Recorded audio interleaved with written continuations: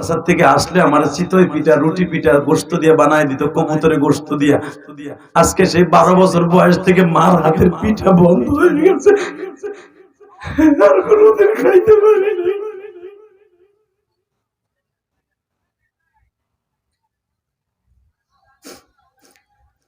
আল্লাহ তুমি দেখো আমার মতো কার যেন মানে গো, এমপি সাহেবের চোখে মানে সলমল করে আমি দেখি। তুমি না কইছো যারা মৃত্যু বাবা মায়ের জন্য সন্তান কাঁদবে, আমি আল্লাহ সন্তানের চোখের পানির খাতিরে মা বাবার কবর আযাব মাফ করে দিব। আল্লাহ দেখো আমার ভাইরা মাটিতে বসে কাঁদে, স্টেজে বসে কাঁদে, কার জানো জনম দুঃখিনী মা নাই বাবা।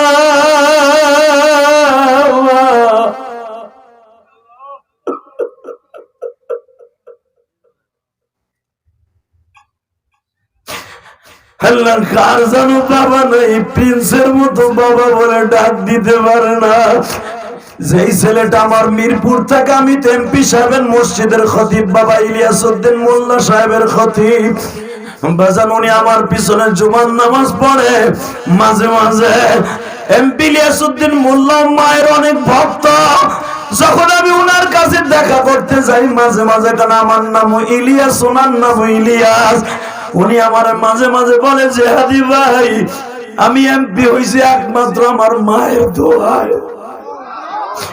আজকে আমি এইবার এমপি হইলাম, আগে এমপি হইলে সর্বপ্রথম ফুলের মালাটা আমার মা দিত।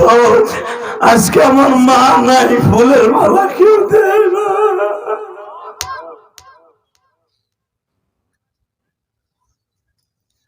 আল্লাহ যারা কান্দে এদেরকে তুমি দুনিয়া ভালো রাখবা, আখিরাতও ভালো রাখবা। বাজান যুবক ভাই, আমি তোর পাও ধরে ধরে যাই। আজকাল যুব সমাজ অধপতন কেন? কেন যুবক নেশা করে জানোস? একমাত্র মা বাবার সাথে গাদ্দারি করার কারণে। শুধু আমার সাথে একটা ওয়াদা দিবি, যতদিন বাঁচবা মা বাবারে কোনোদিন কষ্ট দিবা না। রাজি আছো না? রাজি আছো? আল্লাহু আকবার জোরে বলো তো। রাজি আছো? এমপি সাহেবকে সাথে নিয়ে ওয়াদা দাও, জীবনে কোনোদিন মা বাবারে কষ্ট দিবি না। এমনকি আমার বিশ্বনবী পর্যন্ত মায়ের খেদমত করার কারণে তারা আসতে নিষেধ করেছে। একজন তাবির কথা এখন আপনাদের সামনে উপস্থাপন করব, শুধু একসাথে বলবেন নাম, তার ওয়াইস করুনি। নাম কি? জোরে কোন, আরো জোরে। তার নাম ছিল জুলকারনি, করুন হলো তার গ্রামের নাম, জেলার নাম ওয়াইস জুলকারনি। মার কাছে একদিন বলে, মা আমি একটু নবীরে দেখতে যাই, মা মারে নবীটা দেখতে যাই, মা আমার নবী মক্কায় নবী হয়েছে, মা তারা দেখলে বলে ক্ষুধা লাগে না। আরো জোরে বলেন। পানি দেয়।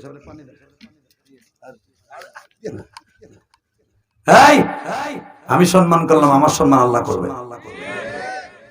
আমাদের আজকে সম্মানিত ব্যক্তি তো সেই, আমরা দুইজনই তো সম্মানিত।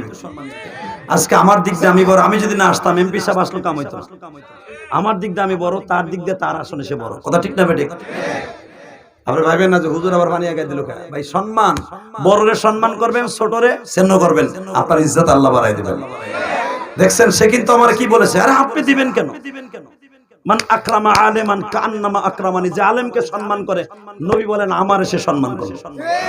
আমি তার ইজ্জত দিছি, সে আমার সম্মান কিন্তু দেখাইছে, আরে আপনি দিবেন কেন? এটা কি ইজ্জত না? অন্য কেউ যদি হয়তো আলেমের সম্মান যদি অন্তরে না থাকতো, অবশ্যই কথা আপনি হুজুর আমারে দিবেন, আমি এমপি মানুষ। ঠিক না ঠিক? শুধু আমার দিক তাকাবেন, কষ্ট হইতেছে তাকান। জুলকারনি বলে, ওয়াসকুরনি বলে, মা তুই যদি একটু বলতি রে মা, তোর বয়স তো 103 বছর হয়ে গেছে মা, নবী যারে দেখলে ক্ষুধা লাগে না।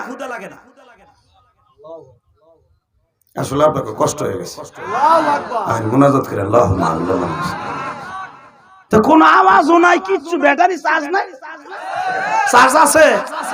আরে ভাই সব অতিথি এরকম ওয়াজ তোমাকে মাদারীপুর হইছে কিনা জানেন? সব অতিথি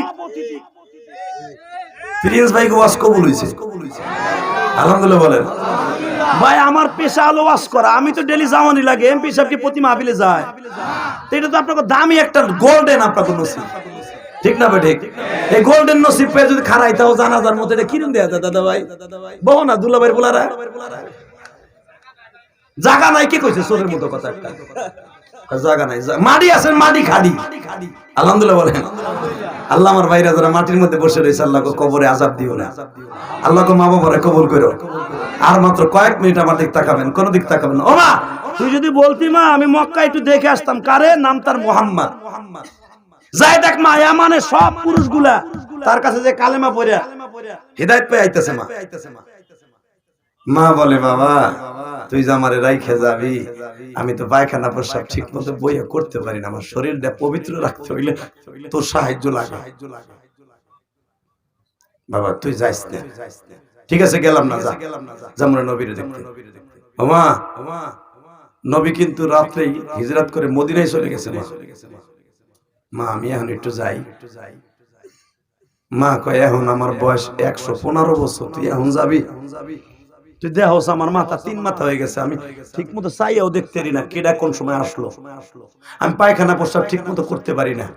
বাবা একটা কাজ কর, তুই যাইস না, আমি দোয়া করব দুনিয়া না দেখাও আখিরাতে দেখাও। নবীর যুগে থাইকাও দেখা হইল না তাবি, সাহাবী হওয়া নসিব হলো না, কিন্তু তাবি হইয়া সবার আগের নবীর জান্নাতের প্রথম যাত্রী, প্রথম সিটের সামনের সিটে বসবে বয়স করুনি। তাকানে দিকে, কোন দিকে ঘাড় ঘুরাবেন না। হায় যুবক, তোর জীবন ধন্য যাদের মা আছে। আমরা যারা হারায় ফেলছি আমাদের মতো কপাল পোড়া আর কেউ নেই, ঠিক না? ঠিক। 1 লাখ টাকার খাটে ঘুমাইয়া ওই মজা পাই না যেই মজাটা পাইতাম মায়ের খাটে ঘুমাইয়া, মার কোলে ঘুমাই। 6-7 বোন স্কুল, 7 বোন স্কুল থেকে আসতাম, বড় ভাইটা বই ফেলাইতো ওই খাটে, মা কাঁচাই থুয়ে দিত টেবিলে, মাইজা বোনটা খাটের নিচে খাতা ফেলাইতো, দৌড় দিত সিবুট খেলার লেগে, মা কাঁচাইতো তো টেবিলে। সবাই ডাইকে একটা প্লেটের মধ্যে মা খাওন দিয়ে কইতো তোর বাপ গরিব মানুষ, লাভালাভি করবি না, যা দিছি খাই উঠবি। ওই যে মার হাতের খাবারের স্বাদ, এখন তুমি কাচ্চি বিরিয়ানি খাইলো, মার হাতের স্বাদ আর সেই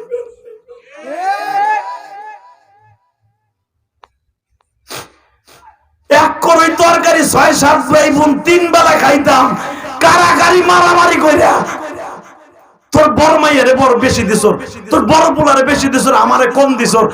মাই অভিযোগ গুলা শোনার বড় টান দিয়ে নিয়ে বুকি নিয়ে কইতো বাবা তোর বাপ গরিব মানুষ কইতে দিব, আবার সামনে আনলে তোর বেশি দিব। মার এই সান্ত্বনাটা পাইয়া দুনিয়ার সব দুঃখ বুইলা যেত। ভুলে গেছো গো ইতিহাস, বইলো না, বইলো না। যারা এই দুনিয়ায় বড় হয়েছে তারা কোনোদিন বাল্যকালের জীবনী ভোলে না। এমপি সাহেবকে জিজ্ঞেস করে দেখো, তার বন্ধু বান্ধবের সাথে মাঝে মাঝে শেয়ার করে, আমি তো সেই শাহজাহান যে যুদ্ধের সময় মাসকে মাস 9 মাস যুদ্ধ করছি, কোন দিন খালি পানি খাইয়ে রয়েছি, চিরা খাইয়ে রয়েছি, মুড়ি খাইয়ে রয়েছি, খাবারও পাই নাই। জিজ্ঞাসা করে দেখো তার ইতিহাস। কথা বল না কেন? আমি ইলিয়াসুর রহমান জেহাদি 100 গ্রাম কেরাসিন তেল কিনা পড়ার মতো তৌফিক আমার ছিল না, আর আমি এখন 350 ছাত্র এতিম পালি, 3 বেলা খাবার দেই, 3 বেলা খাবার দেই, আমি যা খাই ওরাও তাই খাও। আল্লাহু আকবার। আমি 100 গ্রাম কেরাসিন তেল কিনা পড়তে পারি না, এই কোটালি বাড়া। আমার বন্ধু বান্ধব আমার নেয় নাই, ও তেল কিনে দিতে আর না বিদায়। আমি সেই ইলিয়াসুর রহমান জেহাদি। কে দেয়? কে দেয়? বাল্যকালের কথা বলবেন না, দুইটা উচিত কথা কয়ে যায়। বাল্যকালের কথা যে ভুলে যাবেন সে আল্লাহরও ভুলে যাবেন। অনেকে আছে পয়সার মালিক হইয়া গ্রামের মানুষে ভুলে যায়। গ্রামের মানুষে মানুষই মনে করে, ওরে বাবারে নজরুল্লাহ কদরুল্লাহ হয়ে যায়। হালাকে হার বাপ মাল কাঁচা দিয়া পাট খেতে কিচ্ছেন দিছে। কথা কন না কেন?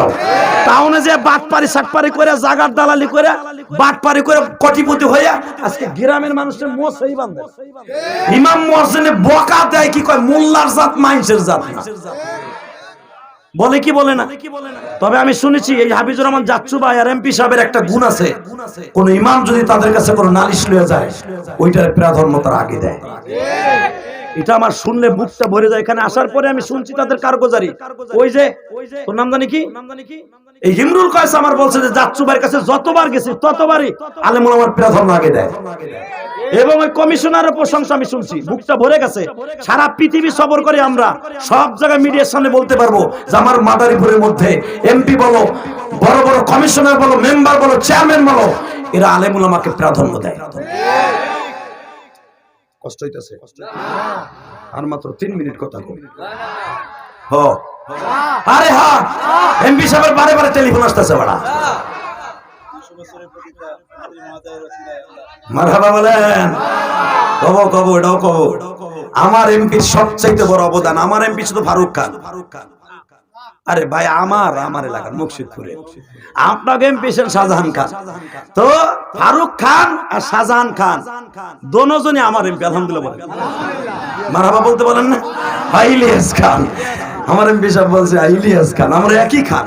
শুধু একটা কথা বলে দিয়ে যাই, দাদা ভাই মনে রাখবেন, কোন খান আমার আল্লাহর কাছে দাম নাই। যদি ইলিয়াস খান আমলি হয়, শাহজাহান খান আমলি হয়, হাসতে হাসতে জান্নাতে যাব।